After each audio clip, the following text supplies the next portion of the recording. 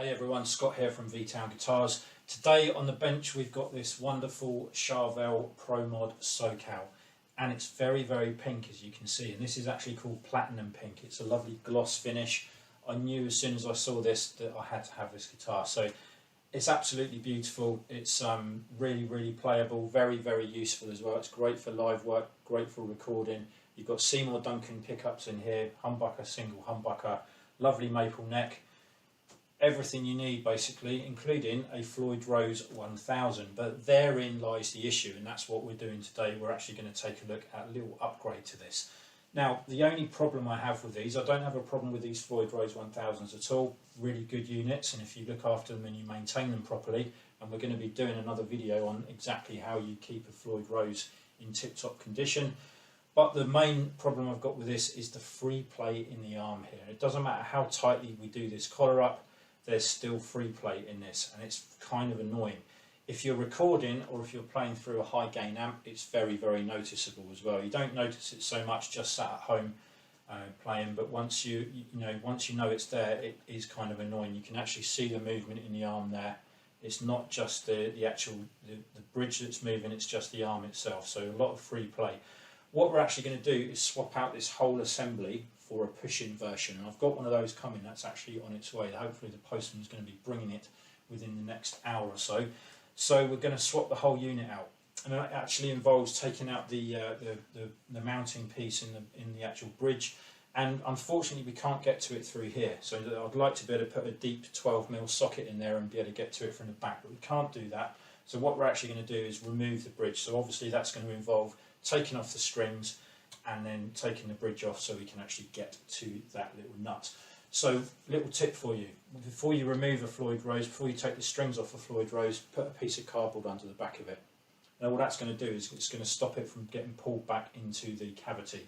So obviously when I reduce the tension on the strings here, those springs that are in the back, which are there to counteract the tension of the strings, they're going to pull the bridge back down. So we don't want that happening.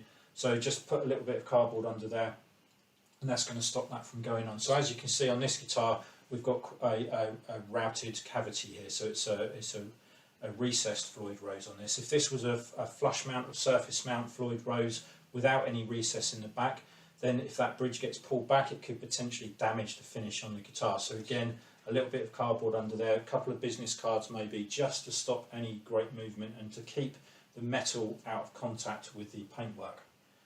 So I'm going to go ahead now and take off the strings and the bridge. I'm not going to do that on camera because that's going to be mighty tedious for you guys. So we'll come back in just a moment when I've done that, and then we can go ahead and swap that arm assembly out. Right, so here we go. That's the Floyd Rose removed from the guitar.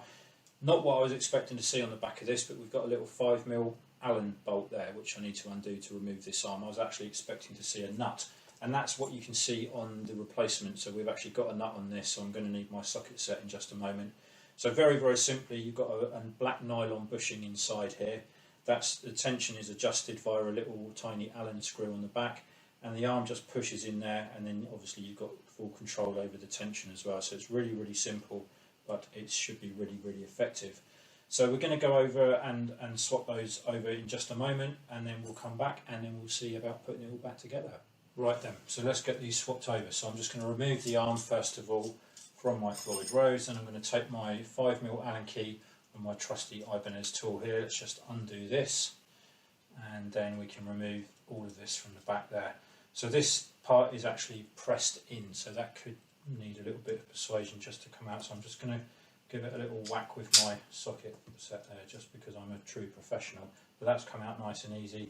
And then what we're going to do is take the replacement arm, and then we're going to just put this in its place. So let's just put this into the hole there. So it should just go in nice and easy. I might need to give this a little tap actually just to get it seated. So let me just go ahead and just bang that in. It will pull itself in anyway when you do the nut up on the back. So let's just do this. I'm trying to get it so you can see what I'm doing. So there we go.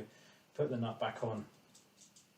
And then what I'm going to do is take my 12mm socket here, and I'm not going to put too much tension on this because I don't want to risk doing any damage to any of the metal, but I'm just going to do that up tight enough so that it isn't going to go anywhere, but obviously I don't want to strip any threads or do anything nasty. So that's tightened up nice and easily.